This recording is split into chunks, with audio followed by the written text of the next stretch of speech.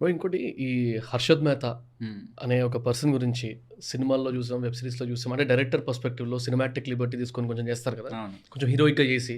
అవును. But I was curious to know అంటే ఒక ట్రేడర్ పర్స్‌పెక్టివ్‌లో హ్మ్. లేకపోతే అటు సైడ్ ఆఫ్ ది కాయిన్‌లో ఉన్న హ్మ్. వాళ్ళ పర్స్‌పెక్టివ్‌లో ఈ కేస్ ఒక కేస్ స్టడీ ఓకే. దీని గురించి ఒకవేళ if we can talk about అసలు కొన్ని మిస్సింగ్ ఫ్యాక్ట్స్ ఏమైనా కనపడ్డాయా? ఓకే. లేకపోతే how did it actually go అనేది ఒకవేళ if you can hmm. And 'big bull' అనే పేరుతో పిలువబడ్డం. రైట్. స్టాక్ మార్కెట్ కింగ్ అనే పేరుతో పిలువబడ్డం. సో, ఇదేంటంటే నార్మల్ థింగ్ కాదు. కాకపోతే ద ప్రాసెస్ చాలా మందికి కొంచెం ఇంట్రెస్టింగ్‌గా అనిపిస్తది కాబట్టి అది హీరోయిక్‌గా వెళ్తది. రైట్. రైట్.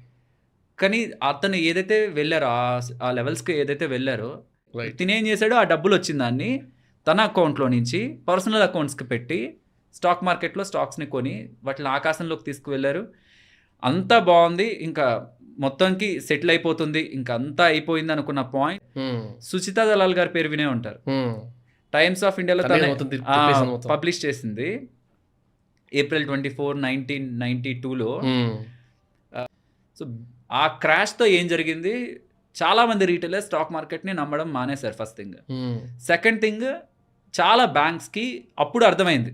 బట్ అన్‌లెస్ అది ప్రూవ్ అవ్వందే మనం స్పెక్యులేట్ చేసుకుంటే దాంట్లో ఉండదు. ట్రూ. ట్రూ. అల్టిమేట్‌గా దొరికిపోదాం అన్నప్పుడు ఎవరెవరైతే పవర్‌ఫుల్ వాళ్ళు ఉంటారో వాళ్ళు ఖచ్చితంగా